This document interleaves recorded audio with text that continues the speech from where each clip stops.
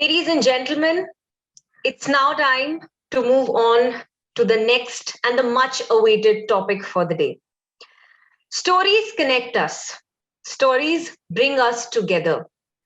As the education system in our country is rapidly transforming and progressing, educators are now devising more dynamic and creative methods of learning and storytelling. Is one such innovative approach that can engage students in deep and meaningful learning. To help us understand the importance of this, we have with us two eminent speakers. I would like to welcome the first speaker for this session, Mrs. Simi Srivastava, storyteller and founder, Kathashala. Before I invite her, let's have a look at the introductory video. Simi is a master storyteller and founder Kathashala, a storytelling institute and studio. She has been following her passion to narrate stories since 1998. She's an architect to numerous storytelling sessions and workshops for prenatal mothers, children, teachers, university students, professionals, and corporates. Simi has been promoting stories as a therapy, entertainment, and educational tool, and has designed curriculum based on stories. She has designed sessions with management, design, and law institutes, thus bringing storytelling as a subject at the university level. She has been extensively training teachers pan India on how to use stories as a pedagogy tool. Recognizing her work, she has been awarded with the International Education Innovator Award, Excellence in Education Award, and awarded for appreciation for exceptional contribution towards restructuring the pedagogy through performing arts by Chitkara University. She works with leading publishers and has participated at various literature festivals. I would now like to invite Mrs. Simi Srivastava, storyteller and founder Kathashala, to address the audience. Welcome, ma'am. Thank you so much. A very, very good evening to all the participants. And before I begin, I would like to thank Ma'am Nidhi Mishra, Chairperson Sahodaya Samiti Gwalior and Principal Sindhya Kanya Vidyalaya, and Ma'am Rajeshwari Sawant, Principal Gwalior Glory High School, for connecting me with them. Yeah, so what best can we do? I think all of us would love to listen to a story. Even if you don't want to, that's my work, and I'm going to do that. Okay, so now let me take you through this world of stories. And the best way to enjoy a story is when we participate in it. So everybody who is logged into this session right now, I would request you to participate with me in this story. So the story is about a little boy and a seal. Yeah, not the seal. The seal that you will enjoy is the seal that I give you. And this is a seal, which is an animal. And we see this animal in the Antarctic. Now, the story is titled as The Seal's Way Back Home.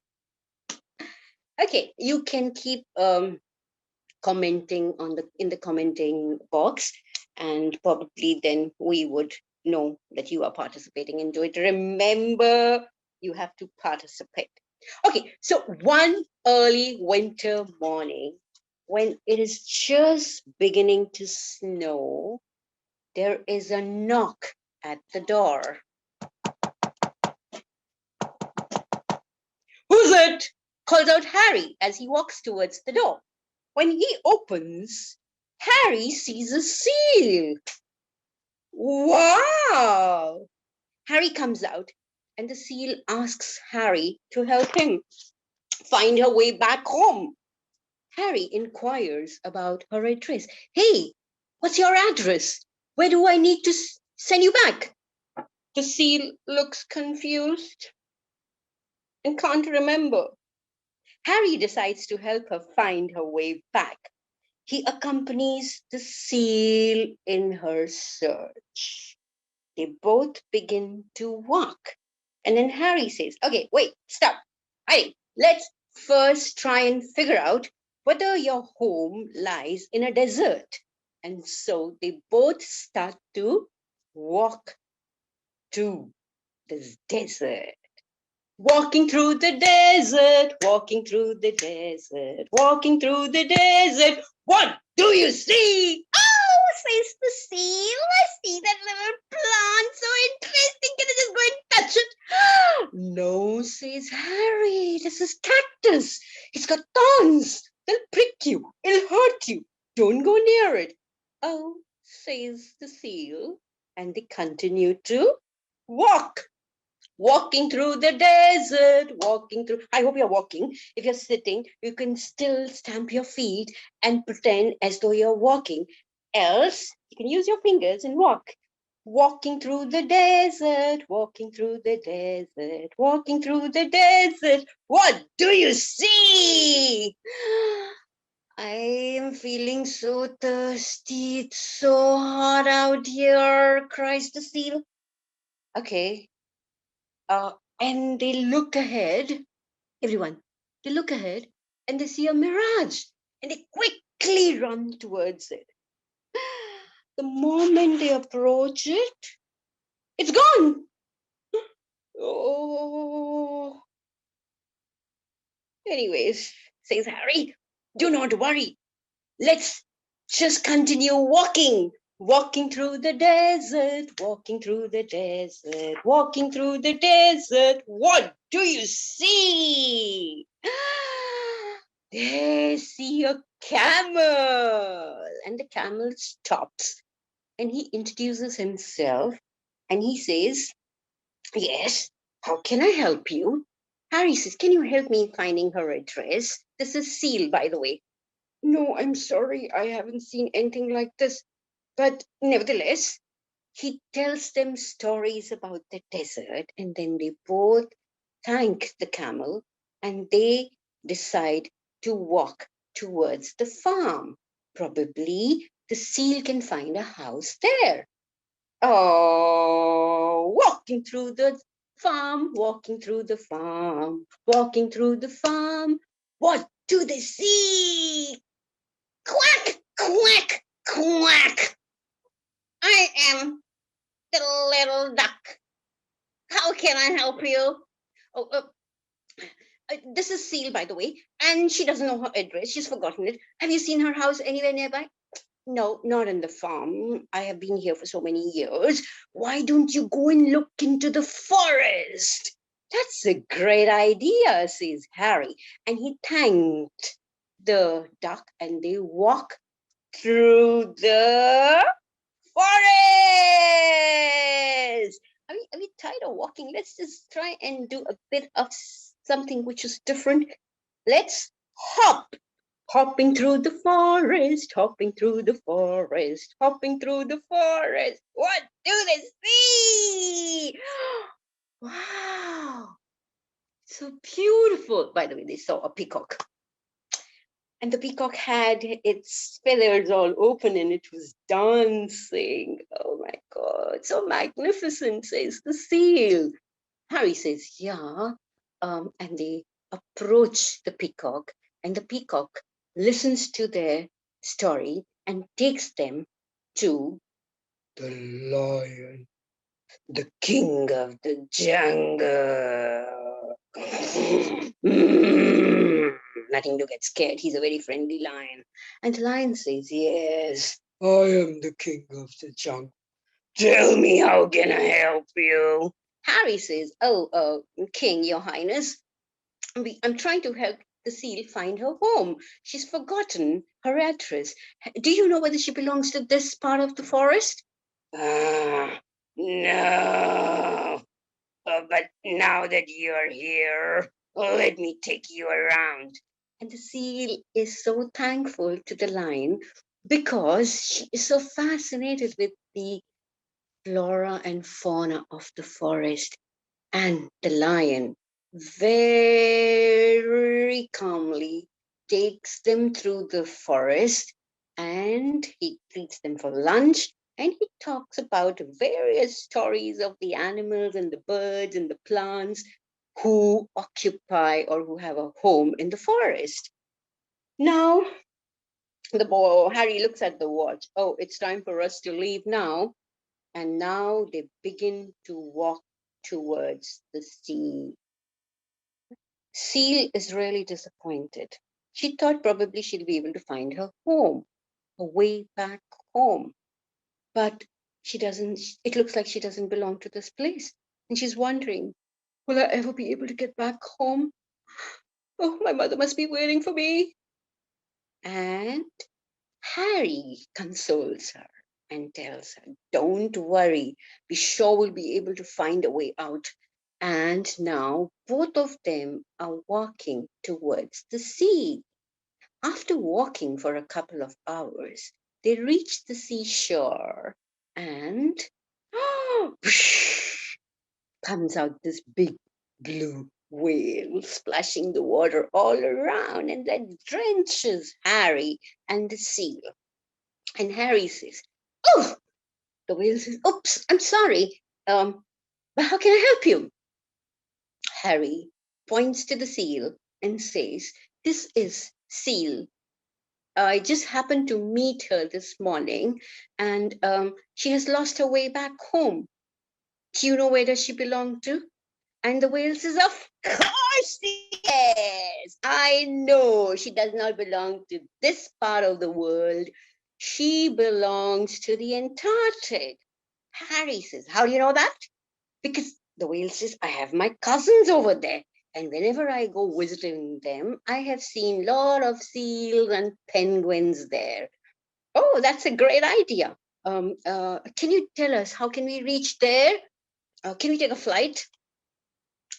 No, I'm sorry, says the whale. You will have to go by the sea. Oh, so we have to set sail.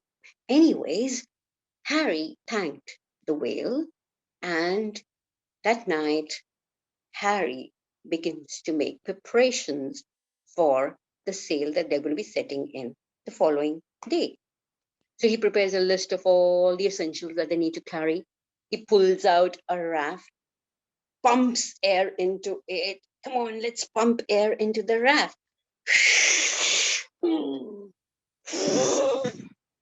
After a lot of effort, both the seal and Harry are able to pump sufficient air into the raft.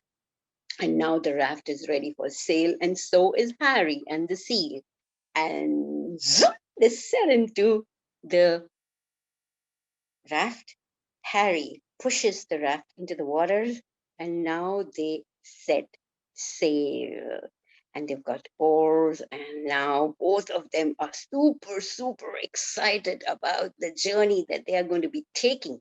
They don't know whether it's going to last a day, a week, a month, or maybe more, but they are so excited. The seal is excited because she's going to find her way back home. Harry is excited because he is on a sail on the sea and he has never been there before. He wonders what it is going to be like.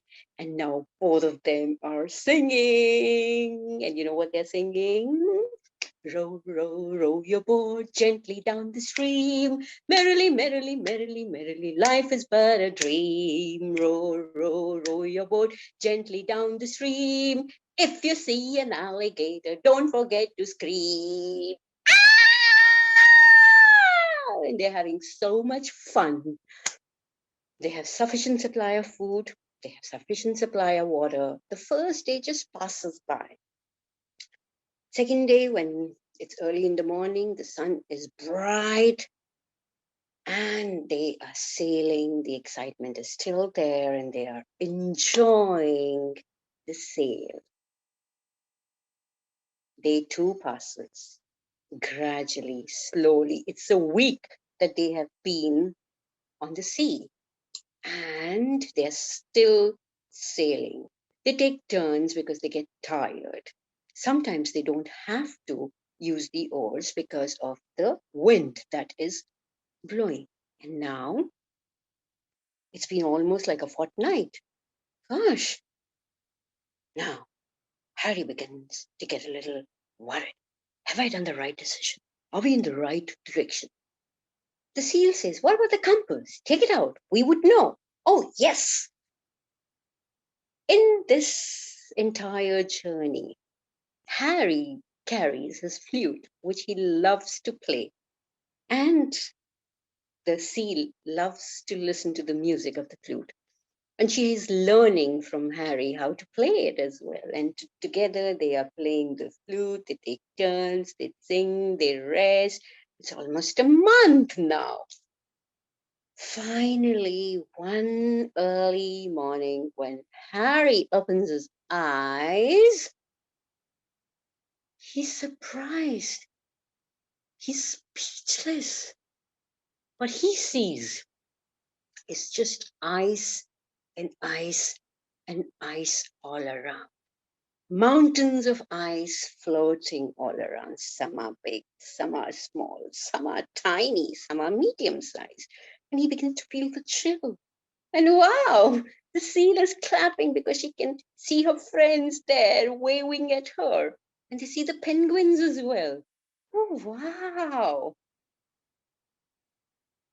Albatross comes flying. The seal hugs Harry and she says, thank you so much for getting me to my home.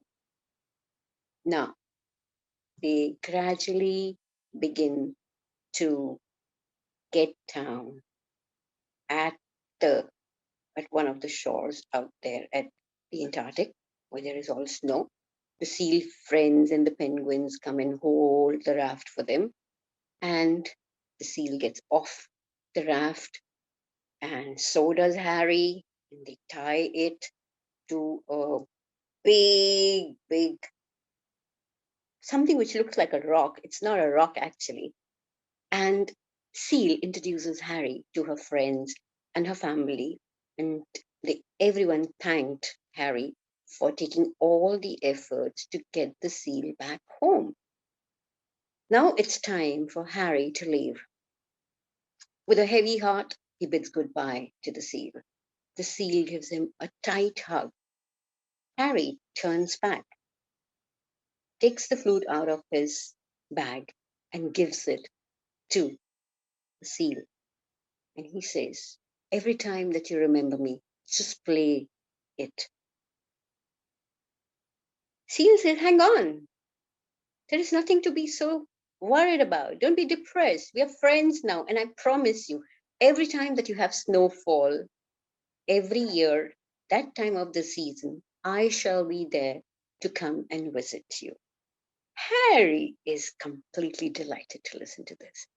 And he gives her a big hug, and then he turns back and sets sail all his way back home, leaving the seal to where she belongs to. I hope you've liked listening to this story. Now, this is the story. When we listen to stories, we start to relate to them. That is one of the best things about stories and storytelling. To be able to relate to a story, and this way, whatever information, whatever knowledge we want to impart to the students, they're able to retain it.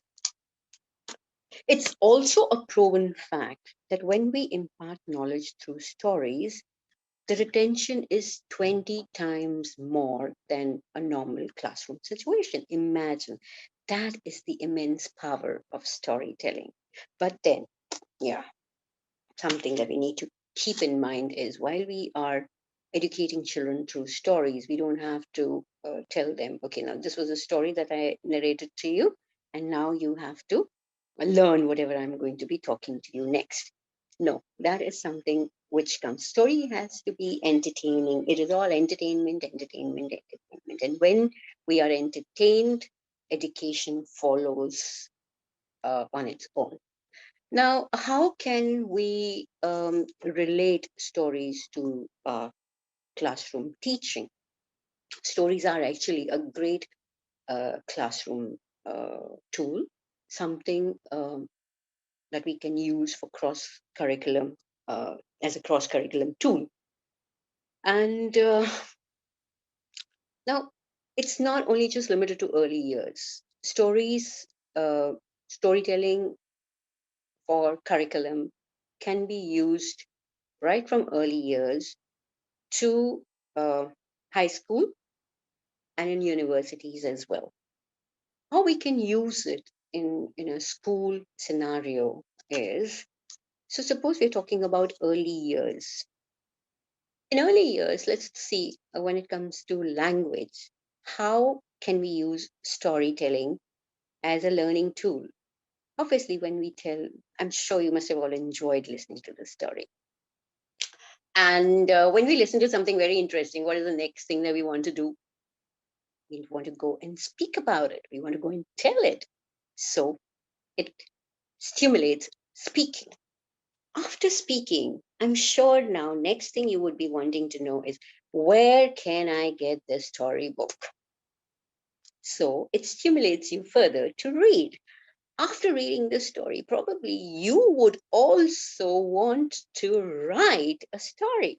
So when we talk about LSRW, story and storytelling are one fantastic tool that can actually promote in a very swift manner.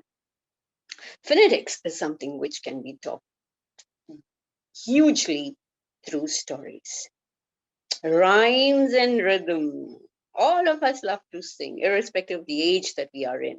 And this helps in pronunciation, building up pronunciations, learning new vocabulary, and retention of it. I'm sure most of you would agree with me. When we were young and we were in school, we were asked to write, pick up new words, learn the meaning, and write it down. I don't even remember the word that I wrote 50 times in a day.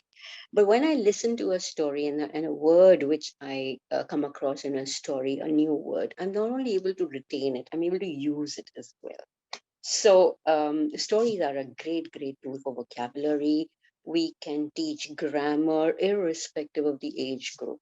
I have used this tool to teach grammar to even 3-year-old children, and a great way to introduce them to language, be it any language.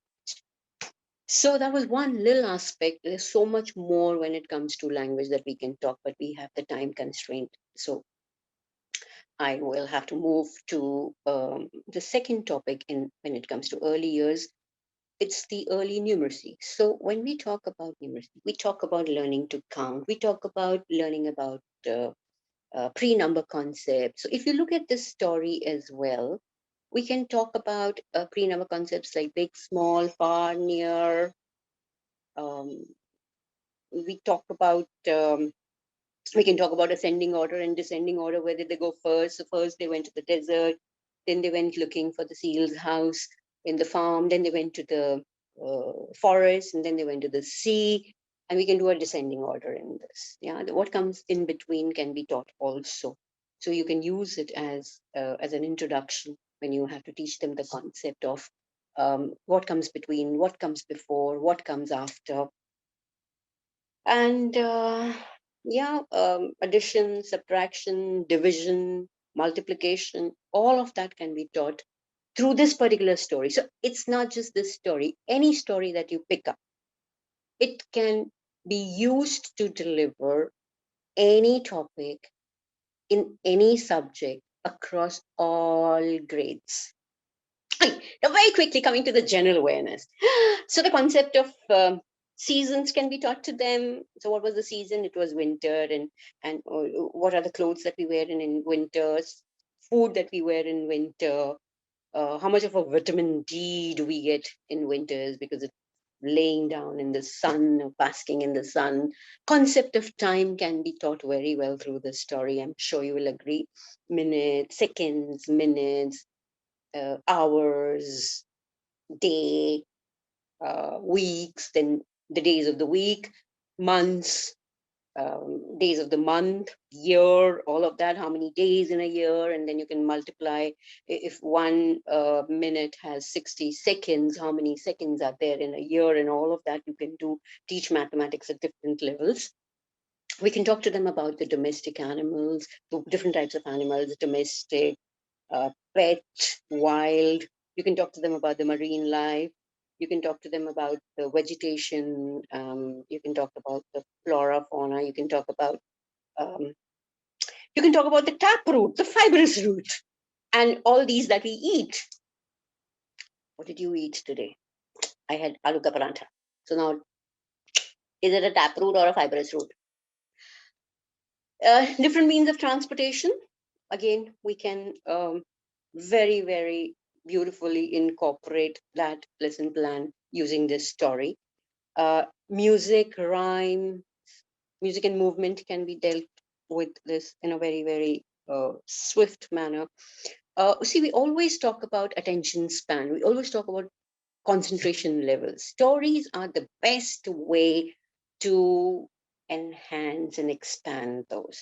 So when you tell the story, maybe next time you can include some more animals in the farm and make it a little longer. And then probably once you're done with the animals in the farm, again, you can probably repeat the story and retell it and probably include more animals, wild animals that they saw in the jungle. So all that can be done.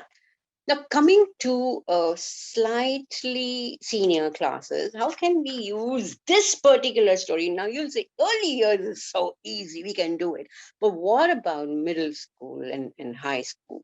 So, when we talk about subjects like physics, we can talk about uh, buoyancy, we can talk about speed and velocity, force, work, energy, how tides occur.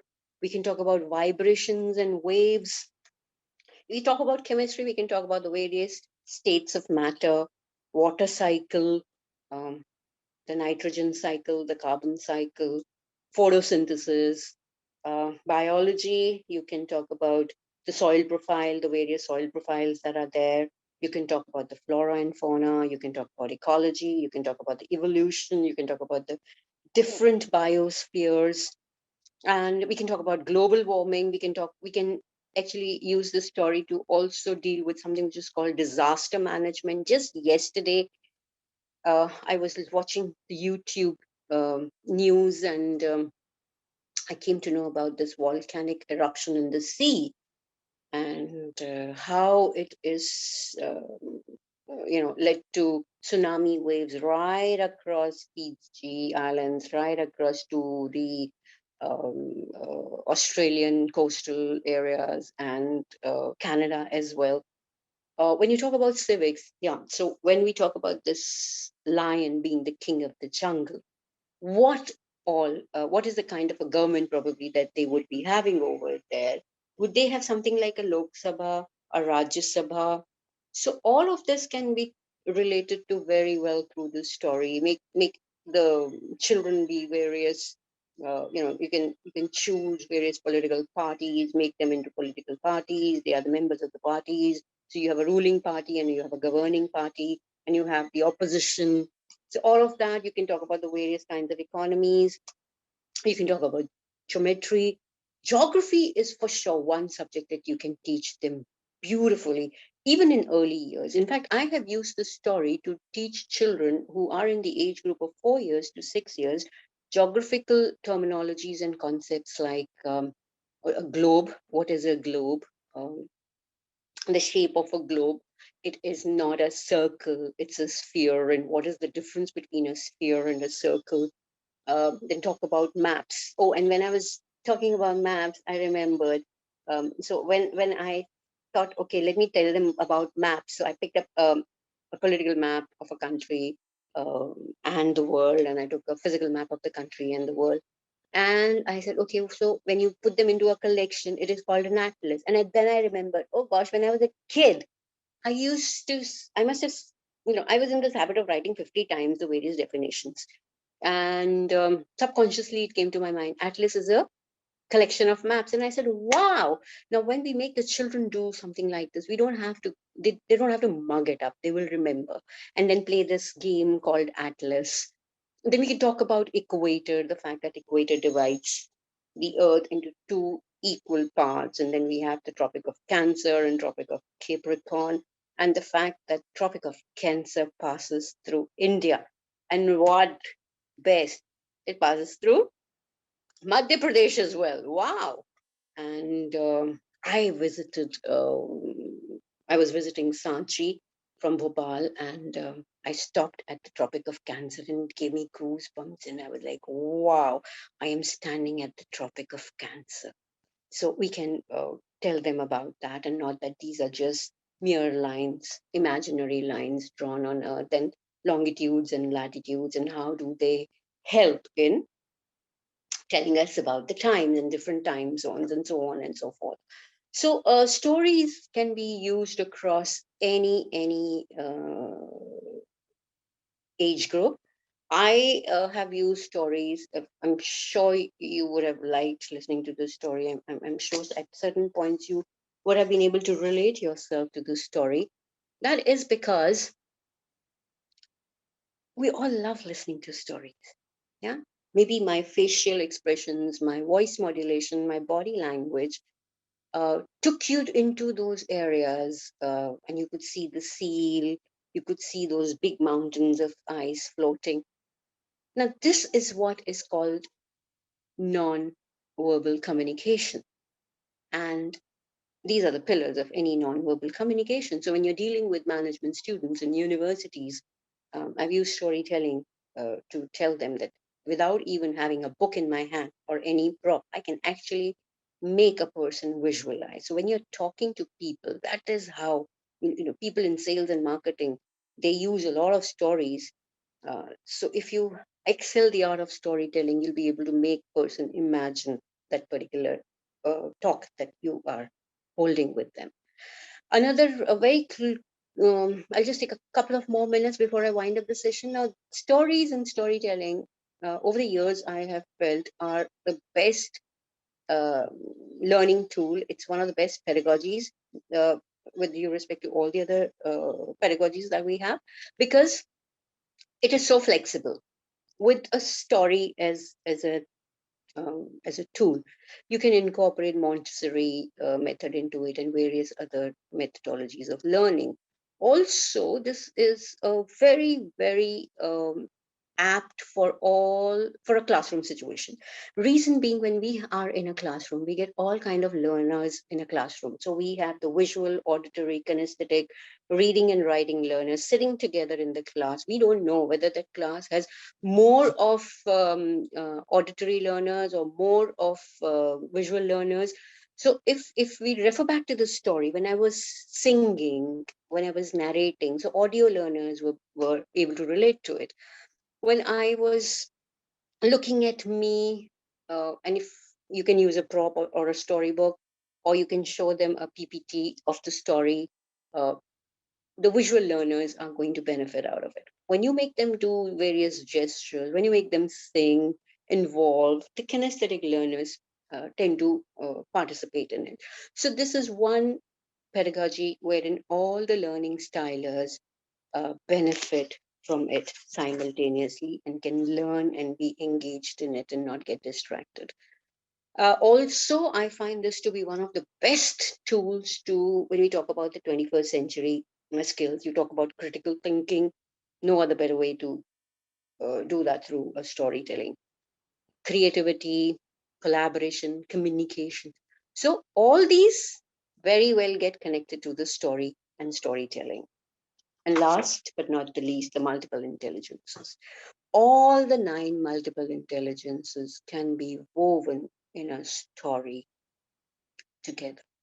And remember, any story that you pick up will be able to help you to connect to any topic that you want to take it up in your lesson plan across all age groups, across any subject. And with this, I would like to end my session. And always remember, if you want them to listen, tell them a story. If you want them to understand, tell them a story. If you want them to remember, tell them a story.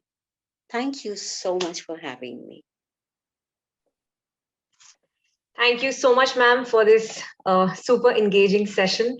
To conclude from what you said for our audience, you spoke about how storytelling can be used in a classroom setup to make lessons more engaging for children and how day to day basic concepts can be taught through stories. Thank you so much. Once again, we will have a few questions that we pick from the audience. But before that, I would like to introduce our second speaker for this session, Miss Aparna Athreya, founder Story Triangle. Before I call ma'am to address the audience, may we please have the introductory video? Aparna Athreya is a storyteller, story coach, motivational speaker, educator, and entrepreneur. She has worked extensively in the development and training in education and business. Story Triangle was founded in 2015 as a learning and development company for organizational development using storytelling. She's a speaker and addresses various leadership teams, school principal summits, and educational conferences. She's a TEDx speaker on storytelling and multiple intelligence. I would now like to invite Miss Aparna Athreya, founder Story Triangle, to address the audience. Welcome, ma'am. Thank you. Thank you very much. And a very warm good afternoon to everyone. It's a pleasure and an honor to be amidst the best that our country has to offer in terms of educators.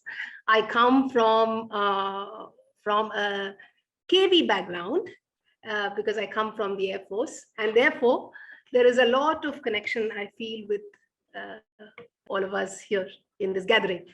Simi ma'am, thank you for that. You've done a wonderful sealing of all of the storytelling concepts, starting from your story all the way. You never forgot to seal it right up to the end. So I think it was a great presentation. Thank you. And I will begin and take it forward. So it's a journey, and everybody understands that storytelling is a journey. Let me start off with a story that will help you understand why I resonate with stories so much and why the whole world should understand the power of stories. May I have myself spotlighted, if you don't mind, so that people can see me on center screen? So yes, thank you. So this is an adaptation of an old Jewish folktale, and it goes like this. Once upon a time, a long time ago, not too far from here, on a cold winter night in a little village, everything was quiet. The people were in their homes, except for one old, near naked man. He was shivering, he was miserable, and he was outside. He was shivering in that cold and he didn't know what to do. He had to find some place where he could stay. And so he hobbled up to the first house that was there on the village square, and he knocked on the door. The door was opened by a lady dressed warm. She looked at him and she was horrified. She said, "Who are you?" He said, "May I please stay in your place?" "Stay in our place? There's no place for you. Off you go," she said. And she sent him away and slammed the door behind him. And so this old man went slowly limping and shivering in the cold to the next house. The next house, the door was opened by a rich man who was looking as if he was in the midst of having a good time. He looked at this man and he recoiled back and he said, "Who are you?" "May I please stay inside your home?" "Oh, there is no place here for you. Off you go, sir," he said. And he was sent away. And then he went on and on until he reached a house where the door was opened by a young girl. And she looked at him. She didn't like him very much, it was clear. But she opened the door and he walked in, thinking for a moment that he would be safe. But the moment he was in no time at all, she opened the door up again, and she showed him out of the house, not allowing him to stay there for any longer. And so he went into every door knocking and wondering why there was no place for him in that village, until he was back to the center of the village, cold and miserable. And he sat down there wondering what is it that he had to do to find a place with people in that village. And then suddenly something magical happened. Far, far away, he heard the hooves of a horse. He came riding. And as the hooves came closer, something magical happened. The light in every house suddenly went bright, and the windows started to open in every house.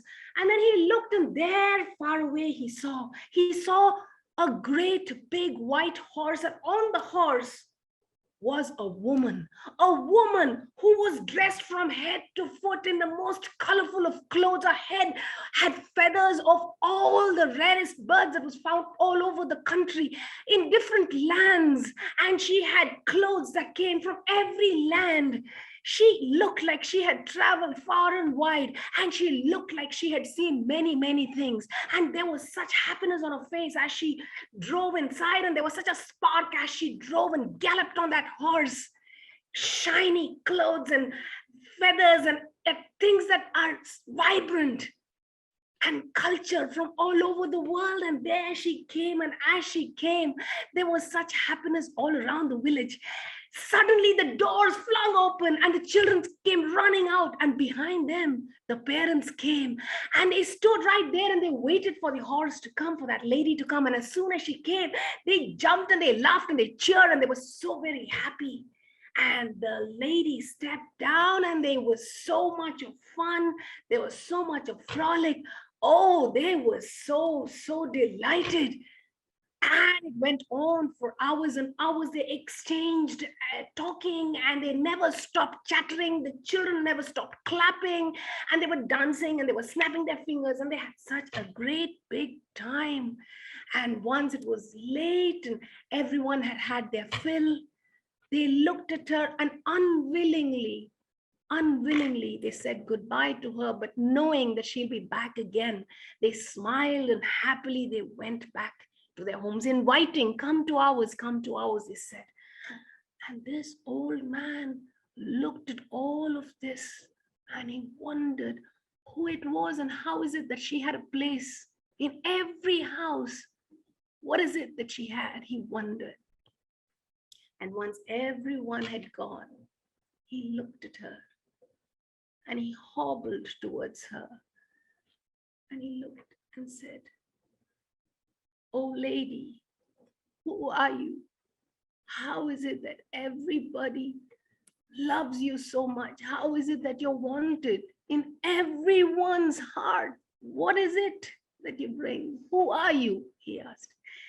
And she looked at him, and she gave him a dazzling smile, and she said, "My name is Story, and I travel far and wide, and everywhere I go, I collect stories, and here I am. And that's who I am. I go to every land, and everywhere I go, people love to have me," she said. And he looked at her,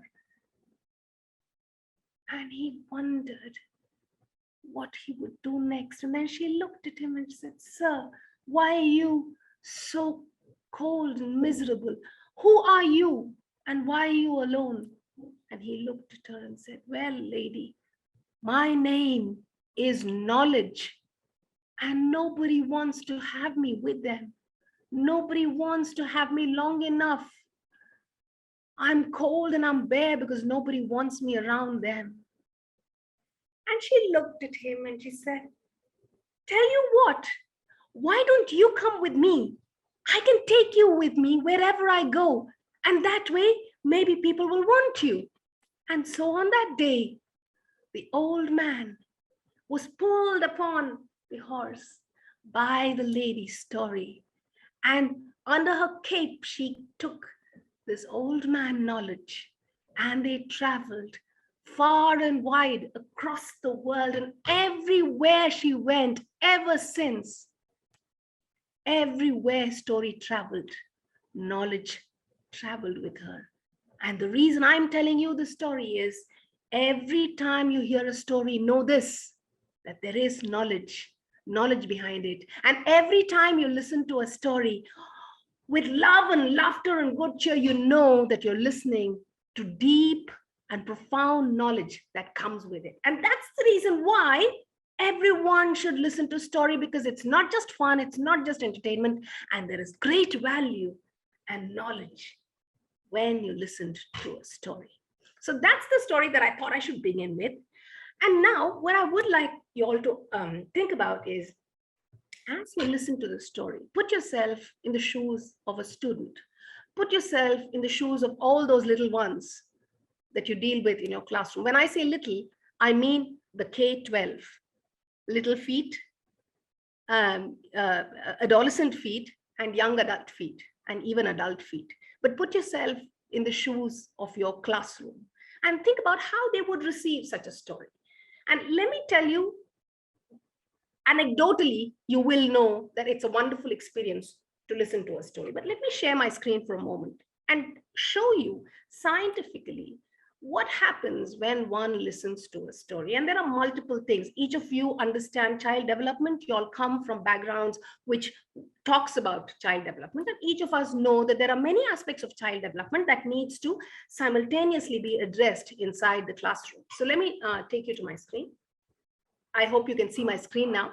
So today I'm going to briefly take you through storytelling in the classroom and what it really does. So let me start off with very quickly, in the interest of time. Everyone knows that there are key aspects of child development. Most importantly, there are three aspects. There is the cognitive development, the brain development. There is the affective development, which is the whole emotional development. There is also the psychomotor development, which is the physical gross motor development. And then there is the social development as well, right? So there is also the social development. Now, when you look at the screen, what is really the purpose of stories, and especially purpose of stories in the classroom, right? Now, what happens when you tell a story? When you tell a story, you ignite them cognitively. You ignite their brain development. How? The first thing is it creates motivation and interest, because a story is sequential. Everybody wants to know what happens next. What happened? What happened to the old man? Who was that person who was coming on the horse? You wanted to know who she was, right? And then you wanted to know what happened when he told her his miserable story, right? So you want to know what happens next. What happens next? Stories create that interest, that compulsion to listen. And therefore, there are million synapses that get fired inside your brains, because as you listen, you're also making associations with your experiences. Stories, of course, get us to critically think. I know that every teacher who's listening right now is critically thinking about that indeed is knowledge. When you listen to the story and knowledge, you do realize, and for a moment you would have thought about, that's right, stories do have knowledge within them. And every story that you can think of now has an immense and profound foundation of knowledge that it's built upon. And then most importantly, there is, the brain development that's anyway there. But more importantly, there is a great emotional resonance that happens. When you talk about an old man, for example, an old man who's miserable in the cold, you empathize with that old man. I could have stopped halfway through the story, and then I could have asked you, what do you think you would have done if an old man came to your house knocking on a door on a cold winter night? What do you think he was feeling? What do you think was, one should have done? And so on and so forth, right? So emotional resonance happens at a very deep level when one listens to stories. Whether you ask a question or not, there is deep emotional connections that get built. And stories are one of the most important and crucial tools for emotional awareness, emotional management, emotional identification, and so on and so forth. Stories, very, very importantly, also connect us at a very human level. As I tell you the story, I am connecting with each of you, even if it's over telecom, even if it is over satellite. I'm talking to you on Zoom, and yet I know that I'm connected to you through the story. And in your classroom, you can be rest assured that every time you tell a story, there are connections that happen between you and the students, between student and students. So there is a great big web of bonds that get built when you tell a story. And of course, there's deeper science to it as well. And there's a lot of reading that one can do. But at a basic level, there is emotional development, there is social development. You learn to listen, you learn to question, you learn to opine through the art of storytelling. You learn all of these things. And very, very importantly, one of the most important thing that happens is that it helps critical thinking. Today in NEP 2020, one of the most important crucial factors is how can you develop critical thinking, because it is no more, we don't know the kind of jobs that we're going to see 15 years hence. But what we do know is if a child knows how to think, they will figure out and fill the needs that exist at that point of time in this world. So can we develop critical thinking? Stories is one way where you can definitely develop that. Now, that is one part of, why the purpose of stories itself. I'm going to now take you through very, very simply, and a story that all of you know. It's a folk tale that comes to us from India.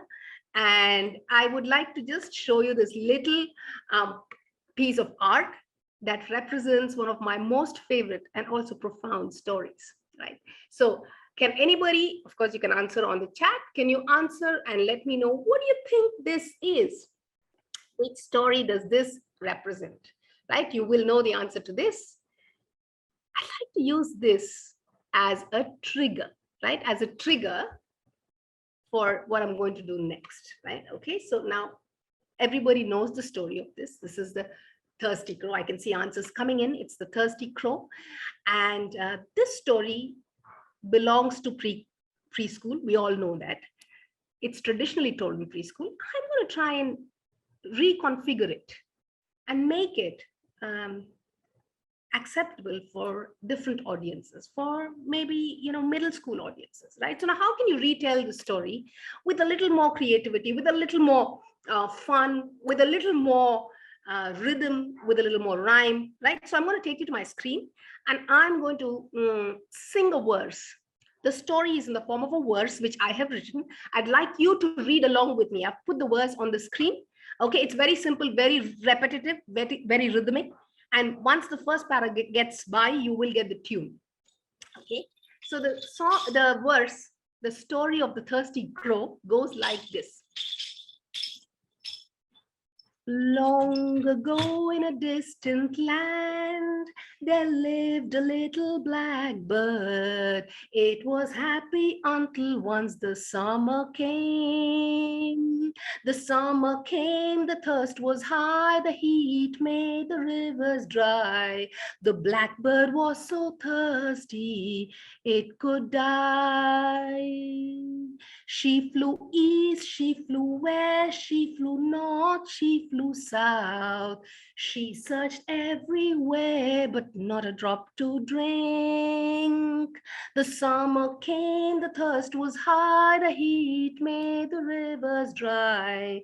The blackbird was so thirsty, it could die. In the end, she found a pot of water so shallow. She tried and tried to reach, but in vain. The summer came, the thirst was high, the heat made the rivers dry. The blackbird was so thirsty, it could die. She thought and thought a whole lot, and then it struck her like a bolt. She dropped some stones and the water rose high above. The summer came, the thirst was high, the heat made the rivers dry. The blackbird drank the water, it felt fine. It felt fine, it felt fine, it felt fine, oh so fine. The blackbird felt so fine on a hot summer day. That's my story of the thirsty crow, just said differently as a verse. I hope you enjoyed that story. But the reason I just, presented the story is all it takes is a little bit of commitment, a little bit of interest, and we can make our classroom, we can enrich our classroom with with the simplest things. And India today, the topic of the theme of today's conference is Punarnava, the reinvention. Let's regroup and refine and reinvent ourselves.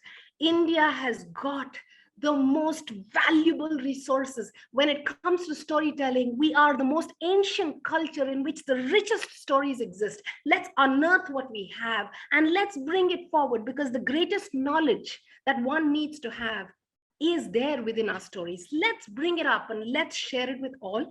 All we need to do is put our heart, put our soul and spirit in it. Now I'm going to now this was just the telling of the story, which is interesting. But what we can do is, in the interest of time, I want to just splash on your screen a list of questions which can be converted to activities which drive home this simple story, The Thirsty Crow, all the important questions across various interdisciplinary subjects. You can actually use this one story to create interest in all the subjects. And let me just take you briefly through this, right? Now, we always start off the story with it was a hot summer day and the crow was thirsty. Now, have we ever asked, why was it hot and why is it hotter in summer than the winter? Has anybody ever wondered about that? I'm sure the geography teachers here know that it is the tilt of the earth which makes us, the angle of the sun's rays, which makes it hotter for us. But do we even know why the summer is hotter? We just know summers are hot, but why? Right now, this is directly touching into critical thinking, and of course, a story which becomes a trigger for great critical thought, right? So, for example, now let's look at language, right? Now let's look at language. Now, if I were to talk to you about, describe to me, since the crow was thirsty, do you think the crow would have likely been in the Sahara Desert, or would it have been in Shimla? In summer. Now everybody knows that it couldn't possibly be in Shimla, right? Because in Shimla it wouldn't be so thirsty, right? Now why? Right? Now, why is one question, but describe Shimla's summer versus describe Sahara's summer. So you can say that Shimla's summer, there is a nip in the air, it's warm, there is warm sunlight that's bathing upon my skin, or you can talk about, having a nice summer breeze in Shimla. But in the Sahara, you're not going to use those describing words. Your language will be there. It's sweltering hot. My throat is parched. There is not a drop to drink anywhere. The desert is dry, and for miles and miles, the eye is, the tired eyes are looking at gusty winds and so on and so forth, right? So now you can just compare and contrast using the story as a base for developing language skills. You can also look at the other questions on the screen, but let me just throw to you a simple mathematical question. There are many mathematical questions that you can pick up from this story. For example, now, the pot, right? The pot of water had very less water, right? So now the crow couldn't actually reach the water. Now, if we know the size of a typical Indian crow, and we know the size of and we know that we assume shallow water, what do you think would be the height of the pot? Now, that estimation is a real world skill. The height of the bird, after bending all the way through, maybe the height of the pot could it be 15 feet? Definitely not, right? Could it be 3 inches? The pot, the height of the pot, 3 inches? No. Definitely it can reach a 3 inches spot, right? So where is it? And let's discuss estimations. Let's discuss probabilities, right? That is how we can use mathematics. You can, of course, use Archimedes' principle. Everybody knows that we can use Archimedes' principle for the thirsty crow and so on and so forth. Sustainability is a big, big topic today, right? So now one of the most important sustainable questions is, what is it that we can do to prevent dry, hot summers where we run out of water? What is it that we can do? How can we save water? How can we make our summers less drastic? How do we save the climate so that the summers don't get extreme, right? So now a simple story like this can provoke thought in sustainability and development as well, right? So of course, there are questions in physics and so on and so forth. Every single subject that you can think of. The reason I took this example is only because all of us know and identify with this story. Even this story can create such a lot of topic which are interdisciplinary, intercurricular, and all we need to do is put our fingers on the right story and the right aspects of the story in order to create a discussion. A story has a moral, can impart value education, but that is only one aspect of a story. For all those teachers who often I hear tell that stories are meant for moral education, yes it is, but it's certainly not limited to that. In fact, it is just one small aspect of the power of stories. So what can we do more than that, right? So now, why is it and how can you use the story in the classroom? So a story is like a hook. Okay, remember, a story is like a hook. So now you can use a story in different parts of your lesson planning. Okay, you can use it to introduce a topic. Now, say, for example, I'm introducing the topic of weather. Okay, weather, summer, winter, rainy. So I can use this story and just say, in this story, what was the weather we saw? What was the season we saw? Okay, what was the season we saw? What are the other seasons? So you can use it to introduce a topic. You can also use a story to understand a real world application. For example, an Archimedes principle, for example, right? Now, everybody, knows the definition of Archimedes, right? The volume of water displaced is equal to the volume of the water, the weight of the water. So now the point is, where exactly is this used? Yes, there are a lot of examples. Our CBSE textbooks have been beautifully, especially in the recent past, there's been great applicational knowledge that has been integrated, but there is definitely no taking away the fact that when it comes as a story, everybody's leaning in and listening because every story elicits interest, elicits curiosity. Therefore, use the story for real world application, connections with the topics, with the concepts. And of course, you can use it to brainstorm in your class. What are the critical aspects that we need to think about our world and the world in the future, using stories as a trigger. So the last part of what I would like to cover is, what is it that you as a teacher need to have in order to become a great storyteller? And I can tell you this, each and every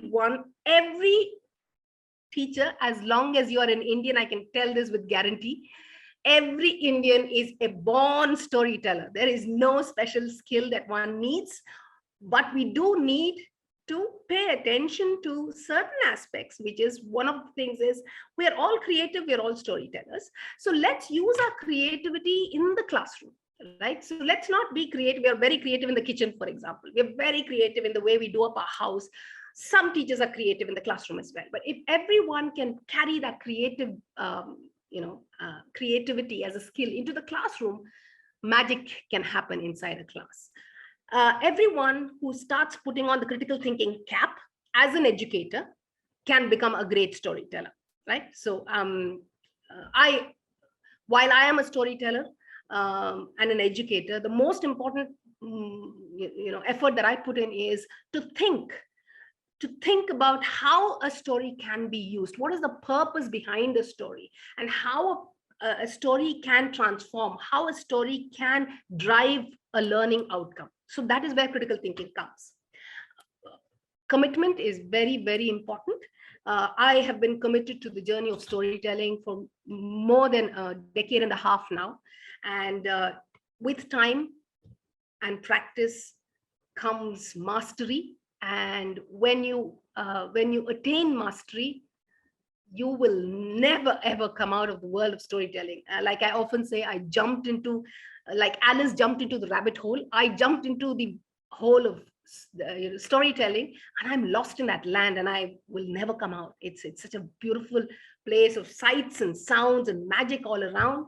So will you, right? And the most important thing is you need a connection with your class.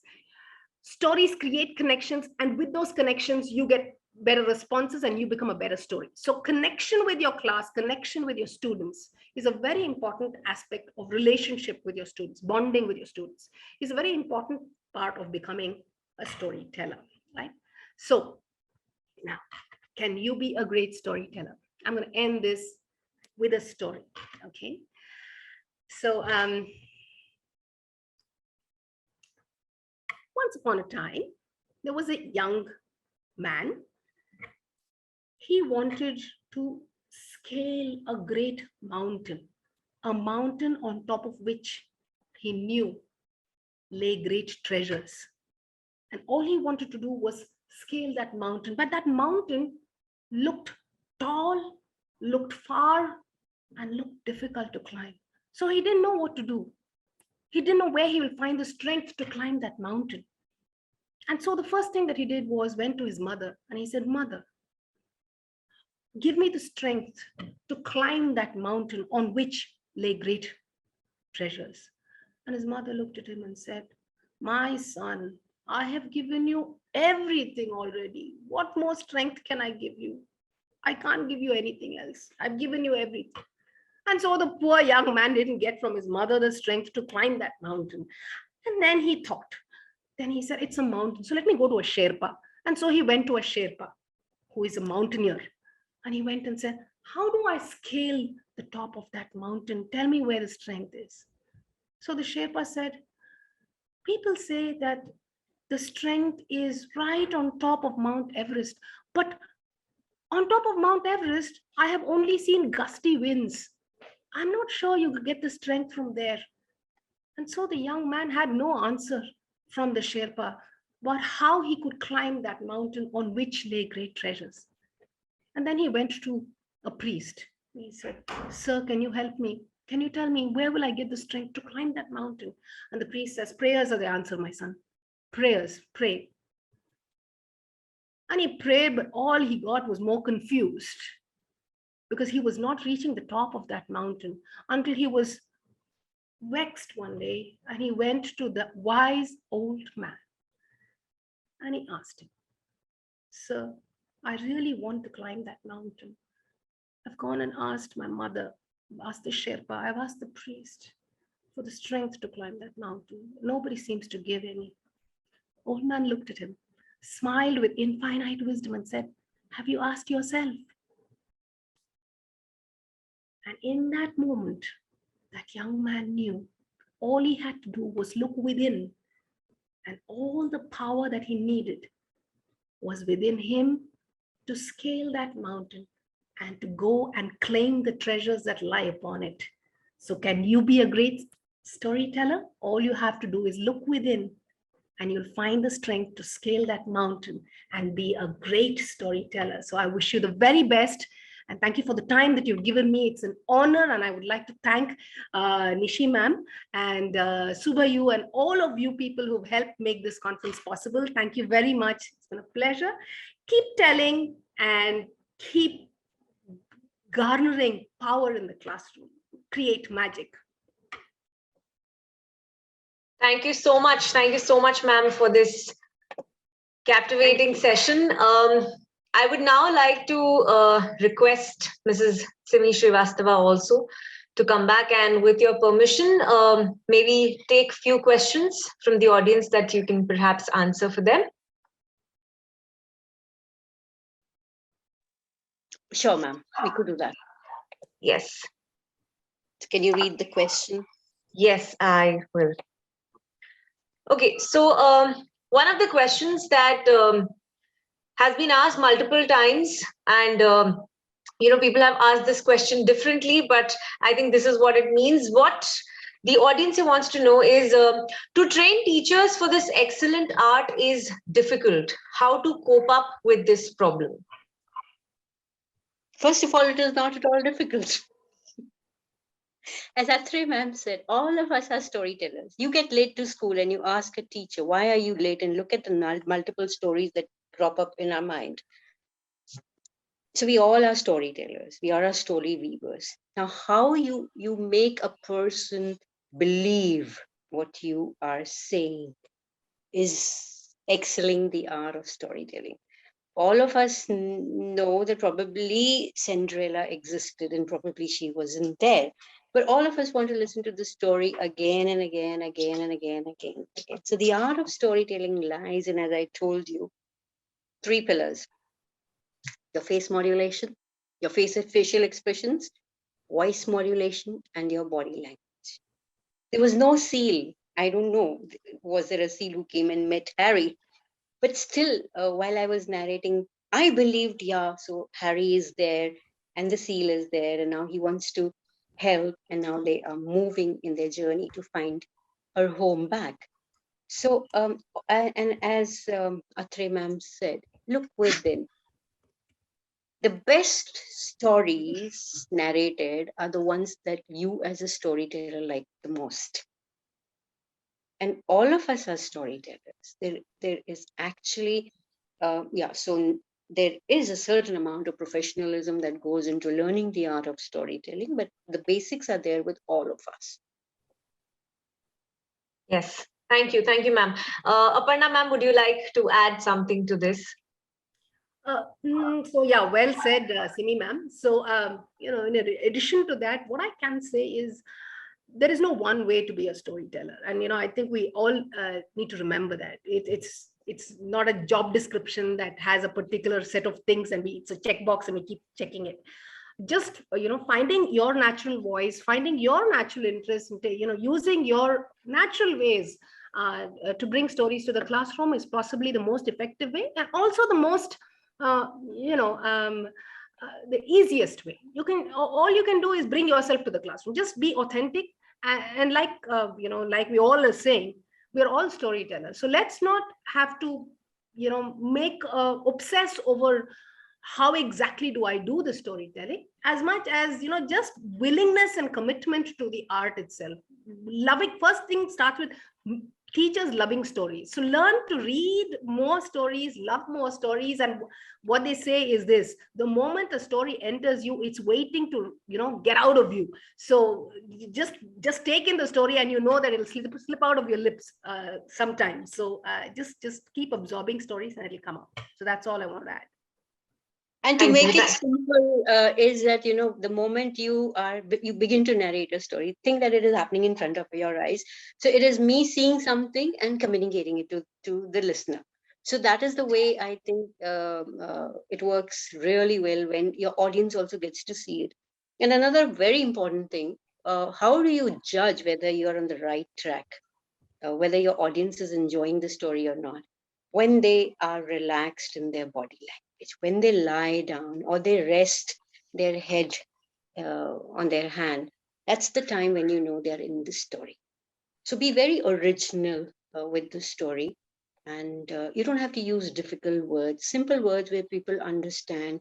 Probably when you're repeating the sentence the second time, you can use a synonym. Try going from simple to complex. And everybody loves to listen to stories. And everybody loves to retell stories. I think that's very, very magical about it. Thank you. Thank you so much, ma'am. I would like to thank both of you for taking time out of your busy schedules and addressing our audience here. Thank you so much. And with two expert storytellers, this session was bound to be interesting. So thank you once again. Thank you for making time, and thank you for what has been the most spellbinding experience. Thank you. Thank you so much. Ladies and gentlemen, with this, we draw day one to a close. And what a day it has been. Eminent dignitaries at the inaugural, followed by experts in technology, game-based learning, music and storytelling, and reaffirming our commitment to mitigating climate change. In putting the event together, it has been a driving thought within the Sahodaya Samiti Gwalior to ensure that every session provides us with actionable, tangible takeaways. And so far, we have had the most enriching journey. When we meet again tomorrow, we continue on this journey, incorporating more aspects and giving better definition to the idea of Punar Nava, rediscovery of India at 75. I look forward to having all of you with us tomorrow when we start at 9:30 a.m. I repeat, we start at 9:30 a.m. I would request all of you to join at 9:30 a.m. so that we can start the session on time. Until then, take care, stay safe. Thank you so much.